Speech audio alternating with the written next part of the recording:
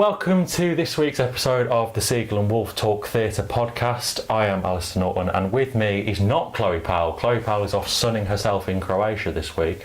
Charming. So instead, we have a wonderful special guest of the podcast. You may not know her, but you will soon, because she is one of the most lovely, wonderful, kind, caring ladies I've ever met in my entire life, and also one of the smartest in theatre that I've ever met. This, ladies and gentlemen, is Miss Sue Small. Say hello. Hello. Well, what can I say after that? I haven't paid him a penny. So we're here this week because Sue is the chairman. Chairman? Yeah, I don't mind. She's the goddess of Network Theatre Company, which is a small little theatre underneath Waterloo Station in London, where I've done a couple of shows and sort of helped out here and there. And Sue, how long have you been there now? I've been associated with Network for about 12 years now. 12 years, Jesus. So mainly acting, doing behind the scenes, so I do a bit of stage management. Yeah. I have been known to operate the sound, and that was for a musical, so I was really scared because it was me pushing the button ready for the people to start singing. It was the Apocalypse the musical, and it involved nuns and singing cows. So, yeah, a bit of a baptism of fire. I'd heard a little bit about it. I think Emily Bates, if she's watching, I don't know if she is. Bates was the leading whore. So it was all the girls in the whorehouse. Okay. And it was a battle between God and Satan, basically. Sounds perfect fodder for a musical.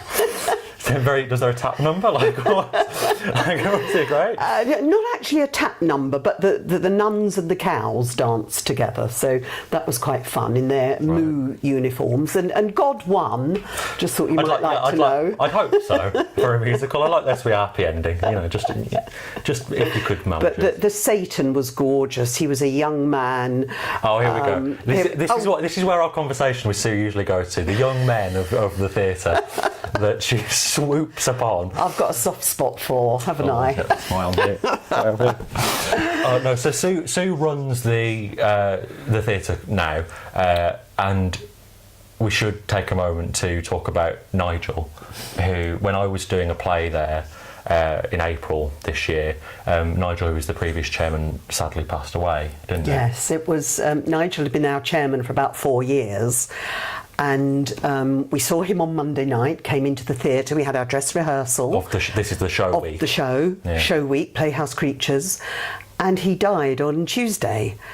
And on Wednesday, we just weren't sure what we were going to do. Well, it was opening night on Wednesday. It was opening night, so all the actresses assembled. There were men in the show, but it was a female heavy show. Female heavy show. We got together and cried, and then said, "We'll let ourselves cry till about 6:30, and then we'll put our show faces on," because that's what Nigel would have wanted. It's cliche, the show must go on, but we did that. And I don't quite know how we did it, but it was desperately sad. And I having obviously spent 3 months or so with you guys, and I only really knew Sue from the assembled cast, and sort of seeing everybody's different reactions and sort of trying to work out not how to play it, because that sounds kind of callous, but how to sort of manage the situation. Who would need more support? Yeah. And I think we just supported each other and said he'll be watching us and he'd want us to do it and do our best. So yeah, very odd week that week. It was a great show, and it didn't, oddly for me, because I expected the first couple of shows to just go off a cliff, and that was the end of that. And we tried, and and circumstances arose, and that's it. But to be honest, the shows somehow benefited.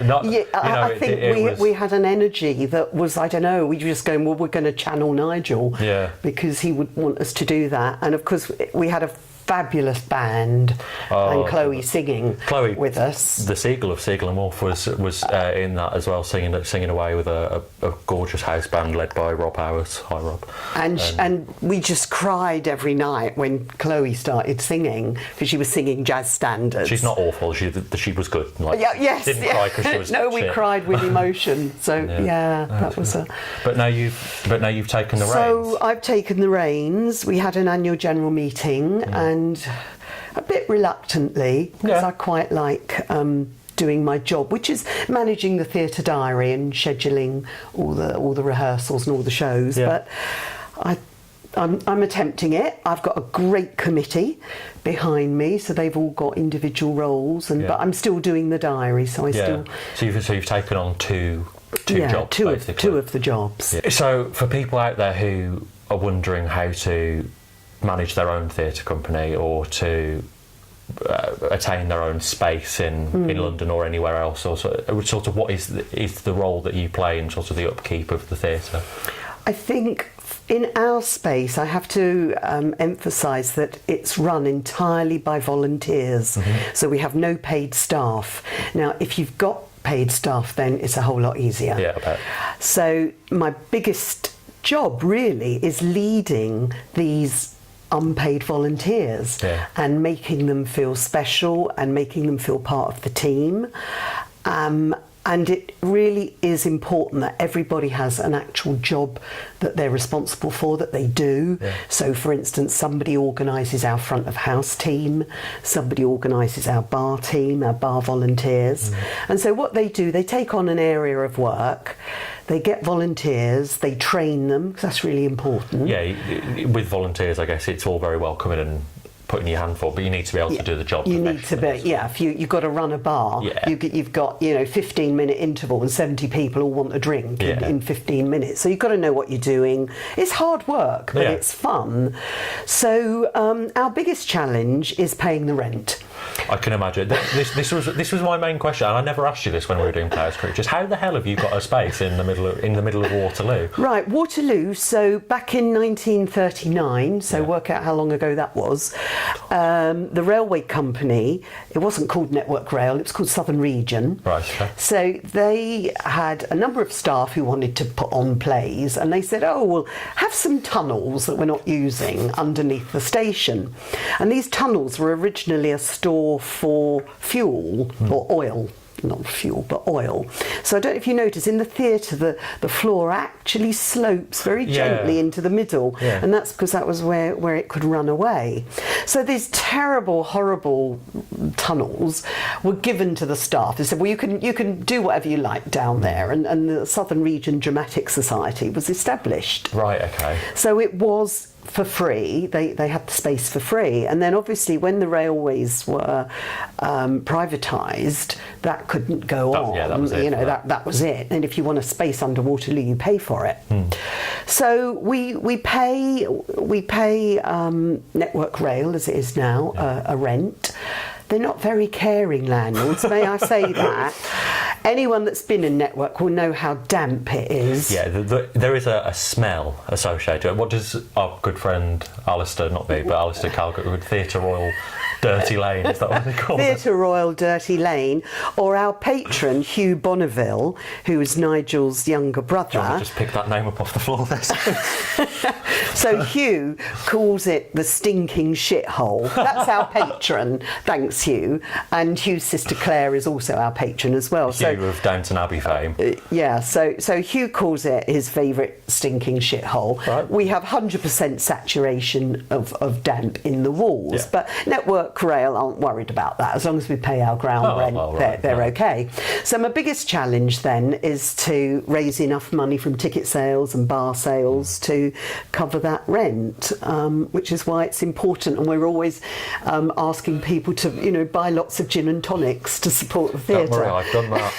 I think I paid your rent for April, didn't I? I think you did. Yeah, Jesus your Christ. Bar tab was enormous. Thank you very much. That's all right. I had a great time. So, as you said, you have patrons. You have notably Hugh Bonneville and Hugh and Claire. Yeah. How much do you rely on the service of your patrons? Well, they only became our patrons this year. Oh. So we're trying to work out what's the best way of involving them in the theatre. We don't want them to get scuzzy chests being down there too often. So yeah, we're still sort of thinking of what they could do for us. But hopefully come down at our open evenings and meet our members. Yeah. Claire's coming to see Provoked Wife, our next show. I was thinking that when we put Players Creatures up, I was thinking, is Hugh Bonneville going to be there on the opening night? And am I going to have to put a show on that I've directed for a guy who's in Downton Abbey? I remember waking up in the middle of the night one night thinking that, and I was like, oh dear, this isn't what I was expecting. Well, you never know who's in our audience down there in the tunnels. That's true. When you say in the tunnels, it is literally, you come out of Waterloo Station onto the cut, and it is literally down a service tunnel past some bins, and it's right down there. But it is such a great space because you can transfer once you get in there and you're away from the pigeons and the rats. The space is brilliant. It's a black box, and a lot of the time we have it front on, sort of traditional theatre style with raked seating. There's not a bad seat in the house. There actually isn't, no matter how you do it. Paul Lunnan, who's been with us a long time, had worked out. Paul Lunnan.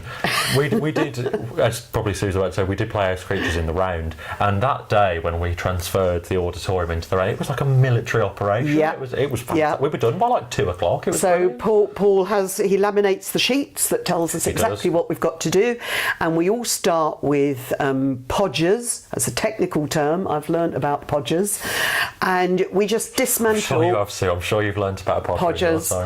All the scaffolding comes down, all the seating comes down, the staging comes out, and then we vacuum the floor and put the seating all back again. I mean, how long's the theatre in its current form, shall we say, been going? It's about 25 years since we've been there. It was opened by, some bigwig in Network Rail. So we've got one tunnel, which is the wettest. It's got all our props and our stores and our costumes. The stores they have at Network Theatre are insane. Anything you could possibly want for a theatrical production. Inflatable dolls, nurses' uniforms, military uniforms. Are we shooting porn? Cows. Like what? No, but it's incredible that this sort of little fully formed theatre exists in such a densely packed commuter area, really. It's kind of incredible. And everyone who comes always says, I didn't know this was here. I've never been here before. And we took part, we were part of the Vault Festival this year for the first time. So for 6 weeks, we were one of the venues of the Vaults. It's it's like I was going to say a mini Edinburgh, but I think it's actually a major Edinburgh. Yeah, it runs for 6 weeks, which is longer than Edinburgh. Yeah. How many venues do they have around? And as well as the Vaults itself, which is lots and lots of spaces in their tunnels. In commas, they used us and Morley College for the first time this year. So they branched out, and they were so delighted. They've asked us to be part of the Vaults Festival next year as well, fantastic. Which is going to be 8 weeks. So it's getting bigger and bigger. Yeah. So that's a major logistical undertaking because we will have 3 shows a night. So as the theatre manager, when we did it the first time, that was 2 shows a night. So you've got to get an audience. There's a half-hour turnaround to get an audience out, the company out who've just performed, whatever their staging is, the next company in with their staging, their audience in, ready to go. We're going to have 3 shows next time, so that's a major logistical thing, and getting the audience in, because they can never find Lower Road. No one can ever find the theatre. You've got neon signs now, haven't you, that sort of sit outside Waterloo Station. We have, and lots of festival assistants who stand at the end of in Lower Marsh with a big sign up saying Network Theatre, and like a Monty Python fingers. But some of the best theatre does come from Fringe and these sorts of festivals. And it's great that the Vaults are such a a prominent part of the fringe scene in London, because some of the stuff they do is absolutely incredible, isn't it? Yeah. I mean, I know a lot of stuff that they've done there's transferred to go to, other off West End spaces or West End spaces, or they go off to the Brighton Fringe or the Camden Fringe, and they tour. They do go up to Edinburgh as well. Yeah. So a lot of the shows we saw in January in London were up in Edinburgh this year. Speaking of Edinburgh, how me and Sue Small met was through the Edinburgh Fringe in 2016? Last year, 2016. Where Sue was playing Mary... Don't get it wrong. Mary Tudor. Mary Tudor, not Mary Queen of Scots. Not Mary Queen of Scots. I worked on the show for a month and I still get it wrong. It was, Mary Tudor. Lots of tourists, lots of Asian tourists, can I say that, were a bit surprised and wanted to grab hold of me in my costume in the Royal Mile, and I think they thought I was Mary Queen of Scots. I think they thought you were the actual Queen, to be honest. The way you sort of held yourself leafleting people along the mile, I think they thought you were the actual Queen of England. Well, I did have a lovely wave. You did have a lovely wave. Yeah, and that was all down to a gorgeous costume that was made for me by Naomi. I'll insert a picture of the costume there.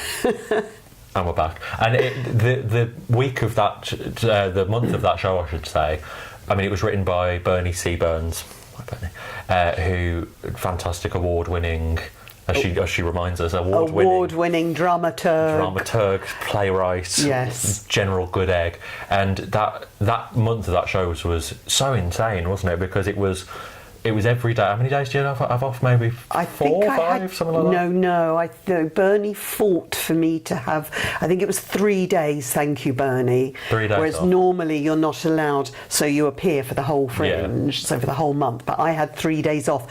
And funnily enough, I sort of missed the show when I had those days. When you've sort of got in the routine. Because you're in the rhythm. And it was literally a one-woman show of about, what was it, an hour and 15, something like that? No, it was only an hour. An hour. Yeah. I don't know. I was in the tech box doing the lights and sound, so I was lost track of time.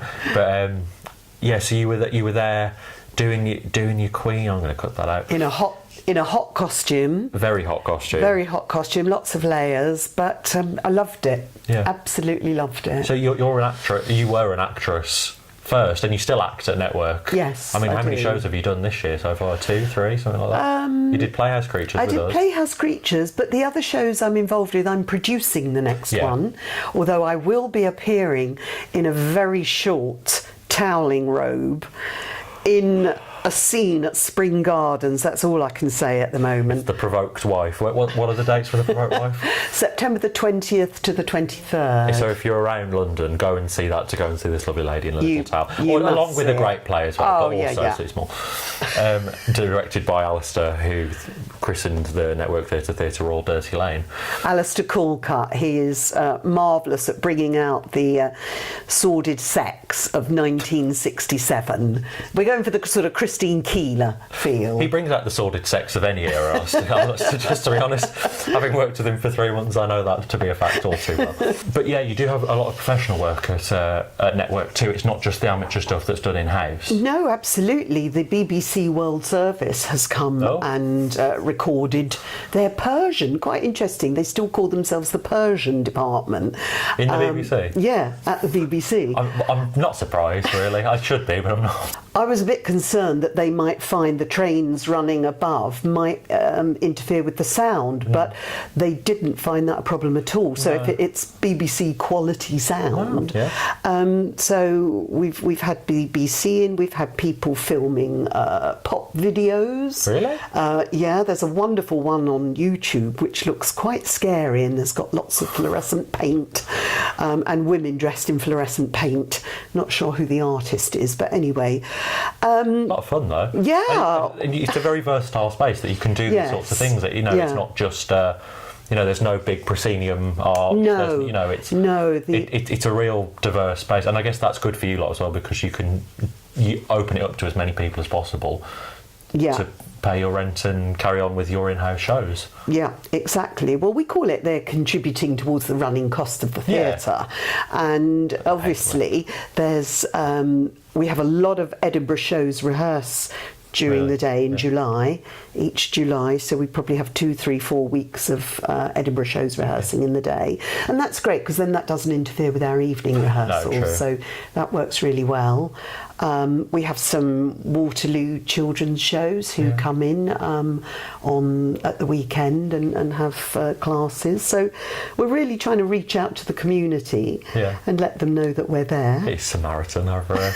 I'm running a theatre for the community of Waterloo. Yeah, Lambeth, we love you. I don't think anyone's ever said that. But what would you think? What would you say is the biggest challenge of running the? Because you have got your team, but ultimately now the responsibility is for the theatre is with you. Not to frighten you, I mean, you've only been in the job a few months, but I've only been in the job a few months, but I do feel it's quite a burden. Yeah. In a nice way. No, yeah, it's a big undertaking. It's a big undertaking. We try to put on 6 shows a year. And you just feel you owe it to all your members to keep it all going. Yeah, of course. And to do this. And the only way I've found I've been able to do it is because I don't now work full time at the university. I've got time in the day. I can go up, I can show people around, I can let people in who do want to come in and do some rehearsals. And I wouldn't be able to do that if I was still at work. True.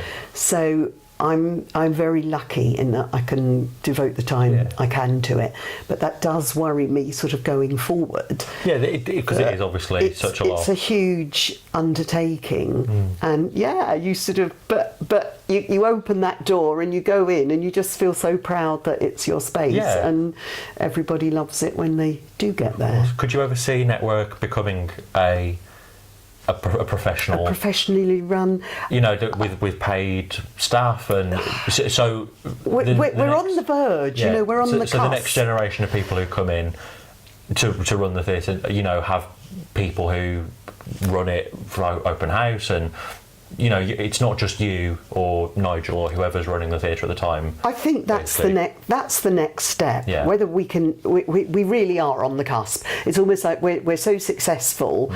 It's the next step. So the next step would be, I think, paying a full-time theatre manager. Yeah. Now that would mean we would have to generate. They would almost have to generate their own income. So you'd have to say you've got to make sure the theatre is in use. Not quite 24 hours a day, but a lot of the time. Yeah. That would be the next step, and I think we could do that as long as we still remain true to our objectives, which are to put on cutting-edge theatre, new writing, and to provide opportunities for all our members to become involved front of house or backstage or on stage. Yeah. And would that be the advice that you give to people who are aspiring to have their own space one day, or to run their own company one day, or to manage a team like you're currently doing? Would that be your advice, to make sure that you stay true to your goals? I think so, because otherwise you then, particularly in London, we would end up competing, if you like, which we cannot possibly do with the West End or even off the West End, so we can't do that. So we've got to offer something that's unique and unusual, and I think we do that. And as long as we keep doing that and we keep true to our aims and why we were set up, then I think we'll be okay. I think as soon as you go off piste, as it were, you lose your audience. Yeah, so go forward with a clear message, guys. That's if you take one thing away, that's what we're going to take away from this episode of Seagull and Wolf Talk Theatre. Ladies and gentlemen, this has been Mrs. Sue Small. I'm Alastair Norton. We've had a great time. Go and support Network Theatre if you're around London. I'll put a link to the website in the description. The Provoked Wife, do you want to give the dates again? 20 to 23 September. Yeah, go along and support that. I know quite a lot of the cast. The director's a wonderful man. Sue's producing, so it's going to be good. Go along and support them. Bates is in it again from Apocalypse the musical. The whore's in it. No, she's going to hate her for saying that. I might have to cut that out. We'll see. We'll see how I feel. So thank you very much for joining us this week, guys. Join us again next week. See you later. Bye. Bye.